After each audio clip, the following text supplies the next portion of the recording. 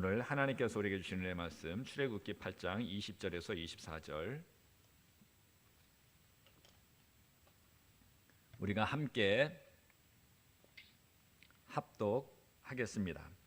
여호와께서 모세에게 이르시되 아침에 일찍이 일어나 바로 앞에 서라. 그가 물 있는 곳으로 나오리니 그에게 이르기를 여호와께서 이와 같이 말씀하시기를 내 백성을 보내라. 그러면 그들이 나를 섬길 것이니라. 내가 만일 내 백성을 보내지 아니하면 내가 너와 내 신하와 내 백성과 내 집들의 파리떼를 보내리니 애굽 사람의 집집에 파리떼가 가득할 것이며 그들이 사는 땅에도 그러하리라. 그날에 나는 내 백성이 거주하는 고센 땅을 구별하여 그곳에는 파리가 없게 하리니 이로 말미암아 이 땅에서 내가 여호와인 줄 내가 알게 될 것이니라.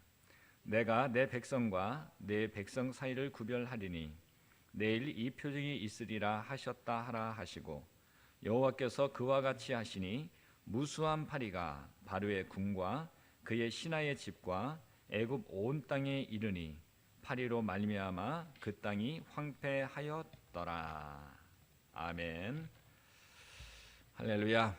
오늘 이 시간에 온라인으로 가정에서 새벽 예배를 드리시는 모든 성도님들에게 하나님께서 귀한 은혜를 베풀어 주시기를 원합니다.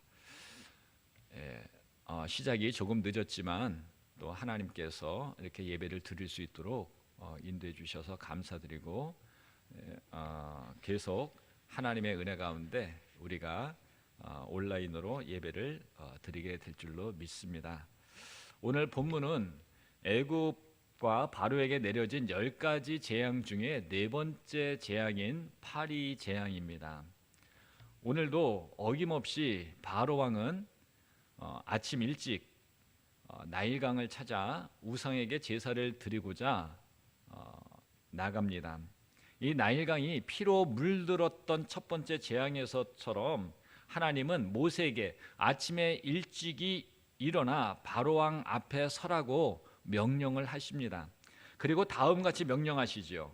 내 백성을 보내라. 그러면 그들이 나를 섬길 것이니라. 내가 만일 내 백성을 보내지 아니하면 내가 너와 내 신하와 내 백성과 내 집들의 파리떼를 보내리니 애굽 사람의 집집에 파리떼가 가득할 것이며 그들이 사는 땅에도 그러하리라 라고 말씀을 하나님이 모세에게 주셨고 모세가 바로에게 이 말씀을 전하도록 하셨습니다.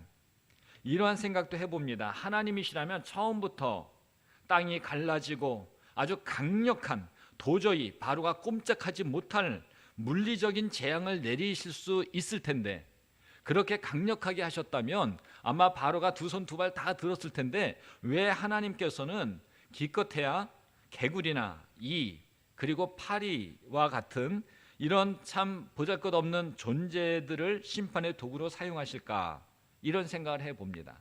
그런데 하나님께서 이렇게 하시는 데는 중요한 의미가 있다라는 것이죠.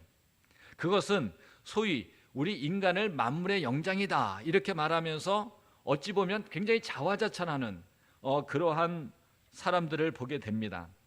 그런데 하나님을 떠나 우상을 섬기고 헛된 망상을 하고 있는 일들이 얼마나 허무한 것인지를 보여주시기 위해서 하나님은 정말 보잘것없는 것을 통해서 사람들에게 고통을 주시고 또 그것을 통해 하나님께서 주시는 메시지가 있다라고 생각을 합니다.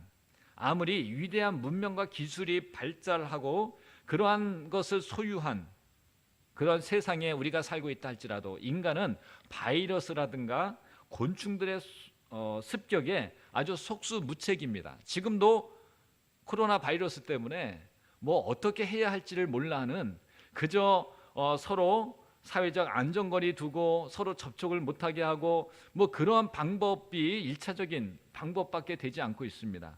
뭐 치료제도 없지요. 또 예방주사도 없지요. 뭐 그러한 속수무책인 것을 보면서 참 우리 인간이 아주 강한 것 같지만 연약한 존재구나라는 것을 다시 한번 깨닫게 됩니다. 인간이 세상에서 가장 강력하고 하나님 같은 존재로 보이지만 오히려 눈에 보이지 않는 바이러스와 같은 것에 가장 소중한 생명을 20만 명씩 이상이나 목숨을 잃어버리는 그러한 일이 지금 이 시대에 일어나고 있는 것입니다. 20만 명이 코로나 바이러스 때문에 생명을 잃었어요. 참 우리 인간이 너무나도 연약하구나라는 것을 이런 부분에서 깊이 또 생각을 해봅니다. 이제 본문에서는 하나님의 뜻에 따라 파리들이 온 애굽을 다 덮치고 있습니다. 우리도 파리를 경험했지만 이 파리떼가 있으면 얼마나 달려드는지, 밥을 제대로 못 먹었던 그런 기억도 있어요. 밥을 먹으려고 하면 파리떼가 막 덤벼들고 막 반찬에 밥에 그렇게 파리떼가 덤벼드니까 아주 성가시고 아주 귀찮습니다. 사람들은 파리떼가 이렇게 덤벼들면 그 얼마나 성가시고 괴롭겠어요. 이 위대한 제국, 당시에 가장 강력한 힘을 가지고 또 많은 학문과 업적과 부를 자랑하는 이 애굽이지만 정작 파리떼들이 와서 그들을 덮치니까 뭐 속수무책입니다. 어찌할 바를 몰라 하는 것이죠. 특히 파리의 재앙과 관련해서 우리가 주목해야 할 점은 이때부터 본격적으로 하나님은 애굽과 이스라엘 백성이 거하고 있는 고센 땅을 구별하기 시작하셨다는 것이에요. 이제 하나님의 재앙 가운데 하나님이 택한 이스라엘 백성과 애굽과 분명한 구분을 두시기 시작했습니다. 하나님께서 모세에게 바로를 향해서 다음과 같이 전하라고 말씀하시죠. 그날에 나는 내 백성이 거주하는 고센 땅을 구별하여 그곳에는 파리가 없게 하리니 이로 말미암아 이 땅에서 내가 여호와인 줄 내가 알게 될 것이라. 내가 내 백성과 내 백성 사이를 구별하리니 내일 이 표징이 있으리라 하셨다 하라 하시고 라고 말씀을 하나님께서 모세에게 주셨습니다.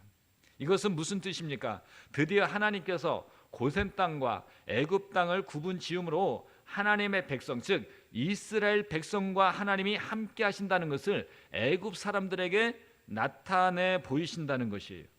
이것은 참으로 이스라엘이 섬기는 하나님이야말로 그들이 섬기는 신보다, 애굽 신보다, 애굽의 우상보다 더 권능이 있음을 고백하기 위한 것이었습니다. 애굽 사람들도 하나님이 가장 전능하신 분이 있구나. 마치 요술사들이 하나님 앞에 그 재앙을 흉내내려고 하다가 못했을 때에 그들이 고백했던 전능하신 하나님이란 고백이 애굽 백성들의 입에서도 나오도록 하나님이 하셨던 것입니다. 그렇기 때문에 고센 땅에 머물고 있는 이스라엘 백성들은 점점 하나님이 그들과 함께 하시고 보호하신다는 사실을 깨닫게 될 것입니다. 또한 하나님의 능력을 의심했던 자신들, 이스라엘 백성들이 하나님의 말씀을 마음에 담아 두려고 하지 않고 마음을 닫았던 일들도 있었습니다. 그런 부분에 대해서 자신들이 참 어리석었다라는 것을 깨닫도록 하나님이 이제 확실하게 고센 땅과 애굽 땅에 그 구분을 하나님이 두시고 고센 땅에는 하나님의 재앙이 임하지 않도록 애굽 땅에는 파리떼의 그 재앙이 온 땅을 덮도록 하나님이 역사하신다는 것을 우리에게 보여주고 있습니다. 그래서 애굽 사람들은 하나님의 존재에 대해서 더 두려워하게 될 것입니다. 이러다 정말 우리가 망하는 것은 아닌지, 그래서 미래에 대해서 불안해하고 두려워하게 될 것입니다. 우리는 어떻습니까? 종종 우리 삶의 현장 속에 하나님을 믿는 사람이나 그렇지 않은 사람이나 동일하게 재앙 당하는 것을 우리가 눈으로 보지 않습니까? 하나님 믿는 사람도 재앙, 지금 코로나 바이러스 때문에 생명을 잃는 사람들도 있습니다. 하나님을 믿는다고 그것이 없는 게 아니에요. 똑같습니다. 그럴 때 종종 우리는 하나님 왜 그러세요? 왜 하나님을 믿는 사람들에게도 똑같이 이런 고난을 주십니까? 이렇게 의문을 제기할 때가 있지 않습니까? 하지만 여기에는 중요한 하나님의 뜻이 담겨 있다는 것입니다. 그것은 세상이 겪는 고통과 어려움은 결코 하나님의 백성이라고 해서 불구경하듯이 바라보고만 있고 우리는 안전하다, 우리는 특별하다라고 하는 그런 마음으로 그들을 바라보지 않도록 깨달음을 주시기 위한 것이라는 겁니다. 그러니까 이스라엘 백성이라고 해서 그저 애굽인들이 당하는 그 고난을, 그 하나님의 재앙을 불구경하듯이 마음 편하게 바라봐서는 안 된다는 것입니다. 그렇기 때문에 하나님은 종종 그의 백성에게도 예외 없이 고난을 주시는 것입니다. 하지만 이 동일한 고난 중에서도 하나님의 자녀와 세상의 자녀는 다른 경험을 하게 되고 다른 고백을 할 수밖에 없다는 것입니다. 똑같은 상황인데 경험하는 느낌과 또 그 고백이 똑같을 수가 없다는 것이에요. 믿는 사람과 믿지 않는 사람은 분명히 다른 점이 있다는 거예요. 세상의 자녀들은 이 뜻하지 않게 당하는 이 어려움을 재수 없는 일로 여길 수밖에 없을 것입니다. 왜 이런 재수 없는 일이 일어나고 있는가? 왜 내게 생겼는가? 이렇게 원망하고 한탄할 수밖에 없습니다. 꿋꿋하게 버티기만 하면 이 고비를 넘길 수 있다고 스스로 격려하며 위로할 수밖에 없는 것이에요. 스스로 이 문제를 이겨내고자 하는 것이죠. 아니면 세상을 저주하고 원망하며 삶을 포기할 수도 있다는 것이에요. 하지만 하나님의 자녀는 그 고난 속에서도 하나님의 뜻을 찾고자 몸부림치는 것입니다. 어려울수록 더 무릎 꿇고 하나님께 기도하면서 이 일을 통해서 하나님이 주시고자 하는 말씀이 무엇인지, 하나님의 뜻이 무엇인지 찾고자 몸부림치는 거예요. 이 속에서 하나님이 우리에게 무엇을 말씀하시고자 하는지 영적 분별력을 갖게 해달라고 부르짖게 되는 것입니다. 그리고 자신을 돌아보며 겸손하게 되는 거예요. 우리가 얼마나 연약한지, 하나님의 은혜 아니고서는 우리가 제대로 믿음 생활할 수 없는, 제대로 하루하루 삶을 살아갈 수 없는 그런 존재라는 것을 깨닫고 더 겸허하게 하나님 앞에 겸손하게 살아가게 된다는 것입니다. 이런 가운데 하나님이 주시는 은혜가 느껴지고 또 그것이 보여지게 되면 그 고난 속에서도 어떻게 합니까? 하나님께 감사드리고 하나님을 찬양하는 것이 바로 하나님을 믿는 믿음의 백성들, 바로 하나님의 자녀들의 모습 아니겠습니까? 같은 어려운 문제인데 그것을 대하는 태도와 마음과 또 고백하는 그 반응이 분명하게 다르다는 것입니다. 하나님께서 왜 이스라엘 백성을 광야로 이끄십니까? 그저 잘 먹고 잘 살게 하시려고 하는 걸까요? 결코 그렇지 않지요. 땅만 주시기 위한 것도 아니지요. 하나님께서 그들을 출애굽시킨 아주 중요한 이유는 애굽의 우상 아래에서 종노릇하지 말고 하나님을 참으로 잘 섬기도록 하나님께서 애굽에서 해방시켜 주신 거예요. 출애굽시켜 주신 것입니다. 내 백성을 보내라. 그러면 그들이 광야에서 나를 섬기리라. 하나님이 반복해서 거듭 하시는 말씀인 것입니다. 이 말씀이야말로 모세와 아론을 통해서 재앙이 임할 때마다 하나님이 주셨던 말씀인 것입니다. 바로 우리가 그런 목적을 가지고 우리가 살아야 된다는 것이에요. 우리가 영적 이스라엘 백성이요, 하나님의 백성입니다. 우리가 어떤 마음을 가지고 살아야 되는가? 어느 때 어느 장소 불문하고 우리가 하나님을 섬기는 하나님의 자녀로 살아야 된다는 것입니다. 하나님은 이스라엘 백성을 구별하셨어요. 애굽과 분명하게 다르게 하나님이 대하고 계십니다. 하지만 그렇다고 해서 자기들 마음대로 생각하고 웃고 즐기라고 그렇게 하신 게 아니에요. 그들을 향한 하나님의 뜻은 하나님께 구별된 백성으로 하나님을 섬기고 또 살아 역사하시는 참 하나님을 만방에 선포하시도록 하나님이 구별해 주셨다는 것이에요. 그냥 현실에 안주하고 나태하게 그냥 하나님이 공급해 주신 은혜만 누리고 살겠다는 것이 아니라 그 은혜를 가지고 믿지 아니하는 자들에게 복음을 전하고 또 하나님이 얼마나 위대하고 전능하신 분인지 그것을 증거하는 삶, 증인의 삶을 살아라고 하나님이 하나님이 택해 주신 줄로 믿습니다. 우리도 이렇게 구별된 백성으로 하나님이 고난을 주실 때마다, 그러나 그 고난은 영원하지 않다는 것을 우리가 믿고 오히려 이 어려움을 통해서 더욱 하나님을 잘 섬길 수 있는 연단의 기회로 삼으시기를 원합니다. 그래서 하나님의 구별된 역사를 경험함으로 참 하나님이심을 고백하는 것, 그것이 고난을 통해서 또 재앙을 통해서 하나님이 우리에게 깨닫도록 하시는 일인 줄로 믿습니다.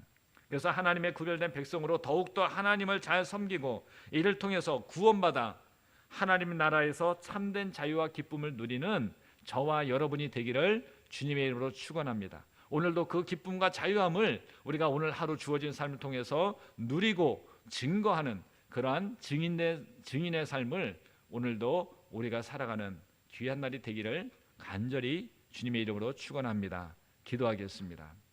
하나님 아버지 감사합니다. 오늘도 하나님의 말씀을 통해 귀한 깨달음을 주시고 또 우리가 안일한 마음 가지고 살지 않고 더욱 마음의 열심을 품고 하나님께 기도하며 우리의 연약함을 또 하나님께서 은혜 주셔서 또 강건하게 하여 주시고 또 우리가 담대하게 하여 주시고 하나님의 은혜를 누리는 귀한 삶이 되게 하심을 감사하며 또 하나님 정말 오늘도 주님을 섬기는 귀한 은혜의 날이 되게 하여 주옵소서. 예수님의 이름으로 간절히 기도드리옵나이다. 아멘. 하늘에 계신 우리 아버지여, 이름이 거룩히 여김을 받으시오며 나라의 임하옵시며 뜻이 하늘에서 이루어진 것 같이 땅에서도 이루어지리이다. 오늘 우리에게 일용할 양식을 주시옵고 우리가 우리에게 죄 지은 자를 사하여 준 것 같이 우리의 죄를 사하여 주시옵고 우리를 시험에 들게 하지 마시옵고 다만 악에서 구하시옵소서. 나라와 권세와 영광이 아버지께 영원히 있사옵나이다. 아멘.